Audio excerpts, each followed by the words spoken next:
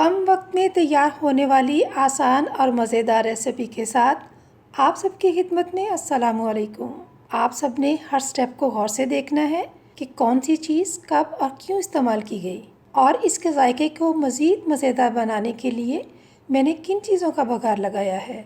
साबुत मसूर बनाने के लिए हाफ़ kg साबुत मसूर लिए हैं। इसी तरह एक टमाटर, एक छोटी प्याज, लहसुन की पूरी पोथी और अदरक का बड़ा पीस। मसूर पानी से साफ़ करके सोक किए बगैर ही मैंने कुकर में डाल दिए, और हाफ़ टी स्पून हल्दी, 1 टेबलस्पून पिसी हुई लाल मिर्च, 1 टेबलस्पून नमक, टमाटर, प्याज इन दोनों को काटकर वो भी डाल दिए। अदरक और लहसुन भी ज़्यादा मिकदार में कुटी हुई वो भी शामिल कर दी।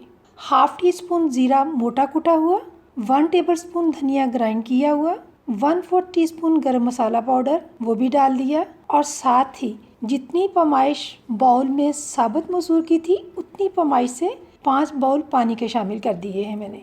हाई फ्लेम पे कुकर को मैंने बग़ैर ढक्कन के इतनी देर रखना है कि 2-3 उबाल आ जाएं। मसूर को इस तरह उबाल देने से कुकर के ढक्कन में जो नोज़ल होती है उसमें मसूर का दाना उबलते हुए इसमें नहीं धंसेगा, इसलिए कि अक्सर कुकर फटने की वजह भी ऐसी ही बनती है। फिर आंच मीडियम करते हुए कुकर के ढक्कन को मैंने बंद कर दिया और वेट के हिलने पे 8 मिनट प्रेशर दे दिया, और इतनी देर में 2 अदद फ्रेश लाल मिर्चें, सब्ज़ धनिया और 2 अदद सब्ज़ मिर्चें इनके बीज निकाल के मसूर की डिश को खुश रंग और खुशनुमा बनाने के लिए इनकी कटिंग कर ली। और ये साबुत ज़ीरा 1 टीस्पून, हाफ़ टी स्पून मेथी के दाने बघार के लिए हैं। अभी एक और चीज़ किचन गार्डन से लेकर आनी है। 8 मिनट के बाद कुकर का ढक्कन हटाया तो माशाल्लाह साबुत मसूर ऑलमोस्ट अपने टाइम पे बिल्कुल पक चुके हैं, लेकिन इसका ये थोड़ा सा लिक्विड तेज़ फ्लेम पे मैंने खुश करना है, मगर ज़्यादा नहीं, इसलिए कि चावलों के साथ मैं ये डिश तैयार कर रही हूँ तो मुझे कुछ चीज़ की रनिंग फॉर्म में ही लुक चाहिए।